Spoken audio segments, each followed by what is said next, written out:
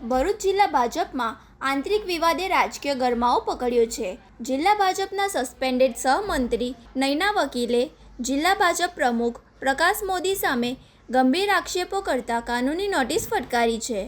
આ વિવાદ અંકલેશ્વર પાલિકા ચૂંટણી દરમિયાન શરૂ થયો હતો, જ્યારે નયના વકીલના પતિએ અપક્ષ ઉમેદવારી નોંધાવી હતી. આના પગલે પક્ષ દ્વારા નયના વકીલને સસ્પેન્ડ કરવામાં આવ્યા હતા. બાદમાં તેમનો સસ્પેન્શન લેટર સોશિયલ મીડિયાના વાયરલ થતાં જ સમગ્ર મામલો ચર્ચાનો વિષય બન્યો હતો. નયના વકીલે આક્ષેપ કર્યો છે કે તેમના પતિએ અપક્ષ ઉમેદવારી કરવાનો નિર્ણય બંધારણીય અધિકારી હેઠળ લીધો છે. તેમ છતાં પક્ષ દ્વારા યોગ્ય કાયદાકીય પ્રક્રિયા અનુસર્યા વિના સસ્પેન્ડ લેટર જાહેર કરવામાં આવ્યો અને તેને વાયરલ કરવામાં આવ્યો.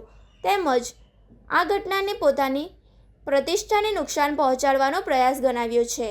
આ મામલે જિલ્લા ભાજપ પ્રમુખ પ્રકાશ મોદીને કાનૂની નોટિસ પાઠવવામાં આવી હતી, જેના જવાબમાં પ્રકાશ મોદીએ તમામ આક્ષેપોને નકારી કાઢ્યા છે. તેમણે ટેલિફોનિક વાતચીતમાં જણાવ્યું કે પક્ષની શિસ્ત જાળવવા માટે નિયમો અનુસાર કાર્યવાહી કરવામાં આવી હતી.